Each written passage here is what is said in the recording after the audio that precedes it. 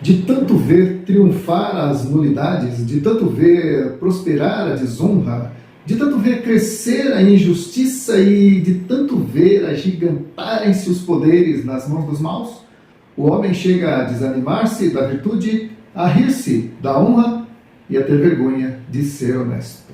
Isso disse Rui Barbosa em 14 de dezembro de 1914, na época em que Santos Dumont fez seu primeiro voo no 14 bis, né? Ele inventou o avião. Mas eu quero também fazer um paralelo com as escrituras, que diz lá em Jeremias capítulo 14, versículo 23, olha só o que diz: pode acaso o etíope mudar a sua pele, ou o leopardo as suas manchas? Então podereis fazer o bem, estando acostumados a fazer o mal. E é disso que eu quero falar nessa reflexão. Mudança de hábito.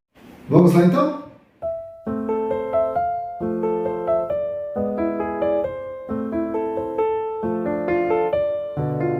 Olha só, Romanos 12, versículos 1 e 2, é um texto bastante conhecido, mas sempre relevante, que diz assim: e não vos conformeis com este século, mas transformai-vos pela renovação da vossa mente, para que experimenteis qual seja a boa, agradável e perfeita vontade de Deus. Amado, olha só, você já deve ter percebido que é muito fácil a gente se acostumar com as coisas, né? Afinal, é mais fácil e mais cômodo ficar na zona de conforto onde a gente já está adaptado e acostumado, né? Do que arriscar uma mudança de rumo, uma mudança de posicionamento, uma mudança de hábito. É interessante como nós nos acostumamos com as coisas. Olha só, quando você está num ambiente fechado e entra uma pessoa com um perfume forte e adocicado, sabe aquele perfume radioativo? Pois é, você logo se sente assim, mal, né? E tem gente que até passa mal, realmente. Mas se você não tem por onde sair, seja no elevador, né, um lugar que você não pode sair naquele momento, você acaba se acostumando. Ou até o perfume que você mesmo usa, e as pessoas sentem, que passam por você, sentem o cheiro do seu perfume, mas você está tão acostumado com aquele perfume que você nem sente mais o cheiro. As pessoas sentem, mas você não. Então, por quê? Porque nós acabamos nos adaptamos ao meio, nos adaptamos ao sistema, acabamos fazendo parte daquilo, né? Isso é normal e faz parte do nosso ser, do ser humano. Mas nós temos também, amados, a capacidade de triar ou de fazer uma triagem sobre aquilo que vamos acompanhar ou criar o hábito ou não, né? Vai depender do nosso sistema de valores, afinal. Então, eu quero discorrer com você alguns pontos aqui para endossar isso que eu estou falando. O primeiro ponto é o perigo de se acostumar. Há um ditado muito interessante que diz: o pecado é como perfume, você acaba se acostumando com ele, né? Foi o que eu citei o caso aqui do perfume. E isso é real, amado. Todo perfume que passamos, tempo depois, já estamos tão acostumados com eles que nem percebemos mais a sua fragrância, o seu cheiro em nós, né? Só as pessoas que estão à nossa volta. E da mesma maneira, também nós nos acostumamos facilmente com as coisas, a ponto de se tornarem tão corriqueiras, tão comuns para nós, que nos tornamos insensíveis a elas e muitas vezes nem ponderamos se aquilo com que estamos acostumados é certo ou é errado. Se virou tradição, de repente você está dentro de um contexto ou rodeado de pessoas que têm costumes, que têm tradições diferentes das suas, mas como você está ali já há algum tempo, de repente você acaba sendo influenciado por elas. Mas Jesus te chamou para ser influência e não para ser influenciado. Com o pecado, por outro lado, não é diferente. Quem está acostumado a pecar nem percebe que é uma pessoa má e muitas das vezes acha até que é uma pessoa boa. Isso porque o pecado passa a fazer parte da natureza dela. A pessoa está tão acostumada a pecar que passa a achar que mentir é normal, que enganar é normal. Tudo isso faz parte da vida de quem quer se dar bem. E hoje a gente está nesse dilema, nessa configuração existencial, vou dizer assim, não achei outra palavra adequada, né? Que nós queremos ou somos impulsionados a querer levar vantagem em tudo, né? Muitas vezes a gente usa de engano para isso, né? Mas Jesus não nos ensinou a querer levar vantagem em tudo, pelo contrário, Jesus nos ensinou a ceder. E é nisso que está pautado o amor. E por estarmos rodeados de pessoas que mentem, que glamorizam a mentira, de repente a gente começa a achar que é normal, né? Então a gente, uma mentirinha daqui, uma mentirinha de lá, não faz mal, até porque eu conheço pessoas, pastores, crentes que mentem, né? E, claro, a gente acha, encontra, infelizmente. E a gente, então, começa a adotar aquele estilo de vida, achando que é normal, porque a nossa volta está todo mundo fazendo isso, né? E como nós somos, por natureza, seres influenciáveis, então, é normal, né? E a gente, então, acaba achando que enganar faz parte da vida de quem quer se dar bem. Enfim, o que nos leva ao próximo ponto. Aprisionamento voluntário. Quando nos acostumamos com algo, seja um pecado ou uma condição, muitas vezes não temos o menor interesse em mudar, até porque normalmente preferimos ficar onde tudo nos é familiar. Assim ficamos protegidos do desconhecido, do desconforto, do desprazer, e principalmente numa cultura em que o importante é ser feliz, o importante é se dar bem. Aí assim ficamos detidos numa prisão que podemos denominar a prisão do conformismo. E o apóstolo Paulo diz, né, não vos conformeis, mas acabamos nos conformando, né? O conformismo, que acaba sendo uma prisão na qual estamos aprisionados e, pasmem vocês, com a chave dela no nosso bolso. Podemos sair a hora que quisermos, mas a gente está tão acostumado com aquela prisão, se tornou tão cômodo para nós, né? É igual o passarinho que é criado numa gaiola desde filhote. Quando você solta o passarinho, vai falar, agora você está livre, né? Ele volta para a gaiola, porque na gaiola ele tem a comidinha dele, ele tem água, ele não precisa sair para procurar o alimento. Na gaiola ele encontra tudo. Então você solta o pássaro, ele volta para a gaiola, porque ele estava acostumado com a prisão. E assim, muitas vezes nos encontramos como um pássaro preso e que gosta de ficar preso porque está onde tudo é cômodo.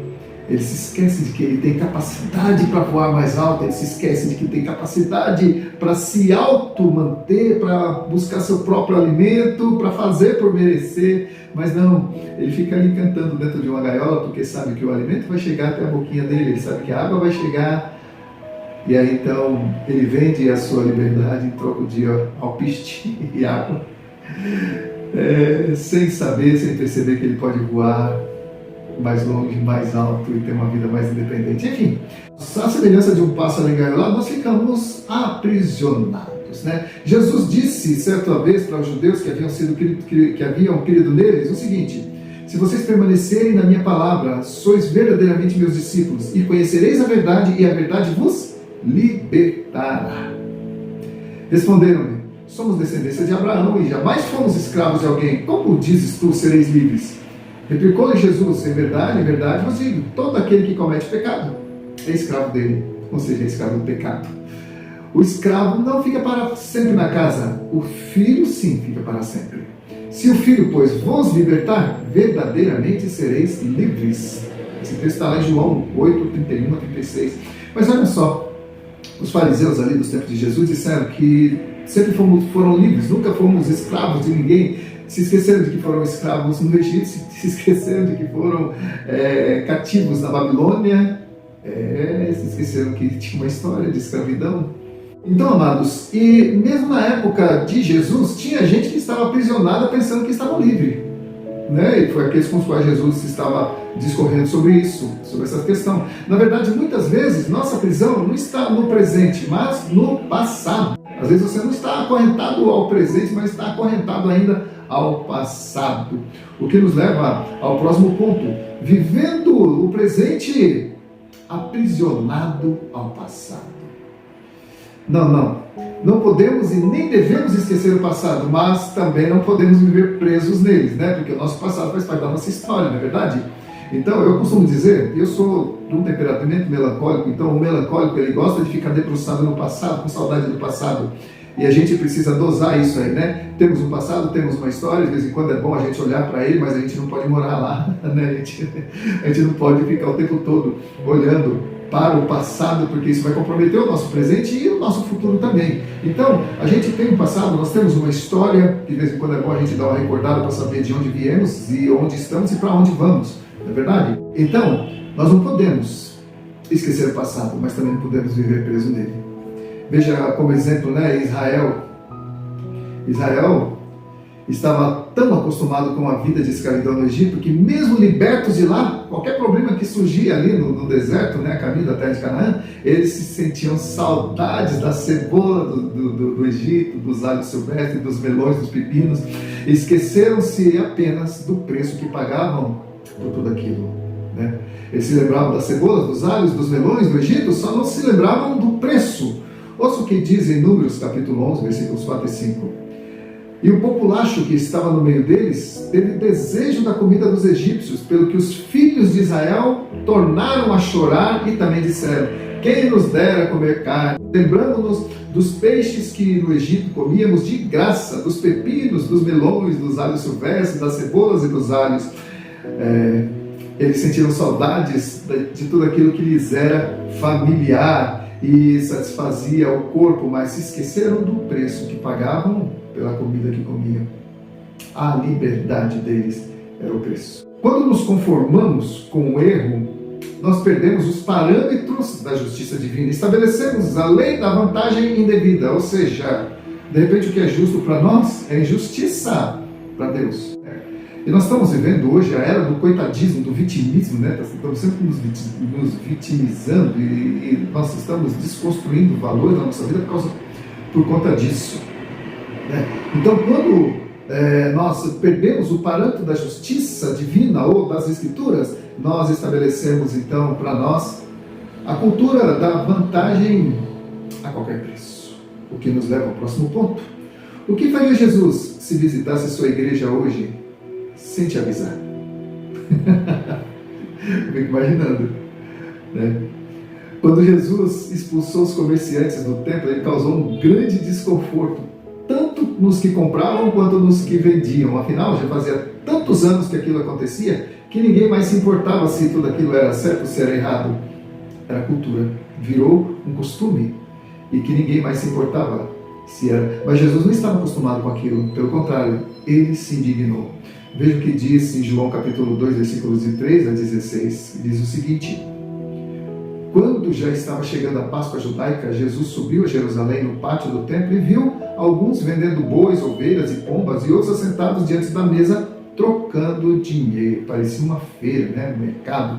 Então ele fez um chicote de cordas e expulsou todos do templo, bem como as ovelhas e os bois, espalhou as moedas dos cambistas e virou as mesas aos que vendiam pombas e disse: tirem essas coisas daqui, parem de fazer da casa de meu pai um mercado.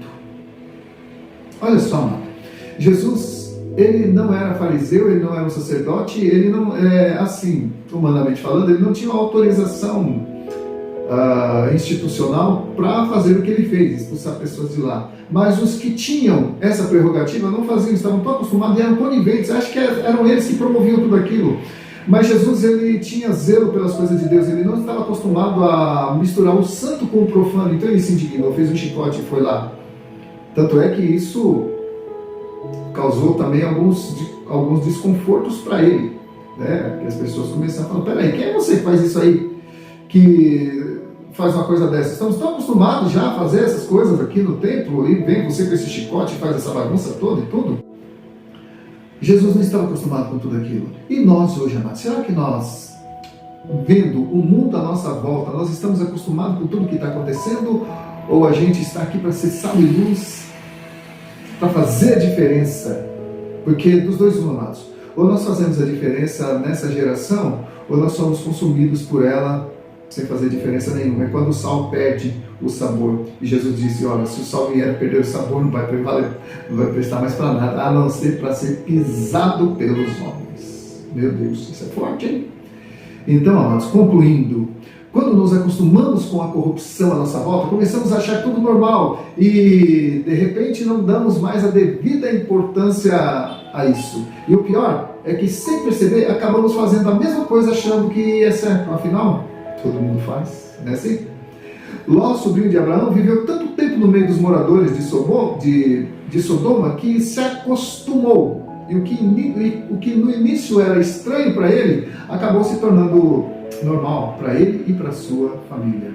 Você conhece a história de o que aconteceu com a mulher de Ló, né? Que durante a fuga olhou para trás. E por que ele olhou para trás? ela sentiu saudade, ela ficou com pena da vida boa que ela levava ali em Sodoma e Gomorra, né? Ela estava tão intimamente ligada a tudo aquilo com que estava acostumada que não queria mudar. Literalmente, ao invés de olhar para a frente, ela olhou para trás e morreu aprisionada nesta condição, porque virou uma estátua de sal, provavelmente com o pescoço olhando para trás, né? Amado, olha só, quando nós nos acostumamos com as coisas do mundo, nós acabamos nos conformando com ele. Como diz em Jeremias, que eu li no início, né? Que diz em Jeremias 13:23, pode o etíope mudar a sua pele, ou a cor da sua pele, ou o leopardo mudar as suas malhas? Então podereis fazer o bem, estando acostumados a fazer o mal. O que é o termômetro para o médico? O que é o GPS, ou a bússola, né, para o viajante? Não. O que é a Constituição para o advogado? Assim é a Bíblia para o cristão. A Bíblia para o cristão é tão importante quanto é a Constituição para um advogado, um livro de direito, né, para um advogado. O que é o termômetro ou um aparelho de tomografia, de endoscopia, sei lá, para a medicina? Assim é a Bíblia para o cristão. Não se conforme, não se acostume com as coisas erradas, porque você corre o risco de se tornar cúmplice. Como diz o ditado, quem cala, consente. E eu vou mais longe. Quem cala se torna cúmplice. Quem cala, acostuma-se. Então não vamos nos calar. Vamos continuar pregando a palavra de Deus. Quer ouçam, quer deixem de ouvir, mas saberão que houve no meio deles um profeta. Você é um profeta para essa geração. Amém? Que Deus te abençoe. Espero que você tenha sido edificado por essa palavra. Se você foi edificado, então divulgue, compartilhe. Se você não é inscrito no canal, se inscreva. Dê um joinha também, que é muito importante, porque o YouTube ele trabalha, né, com algoritmos assim, tem muitos likes, então o conteúdo é relevante. Então você vai estar ajudando esse canal, você dando aquele like e compartilhando também, ok? Que Deus te abençoe e até o nosso próximo vídeo em nome de Jesus.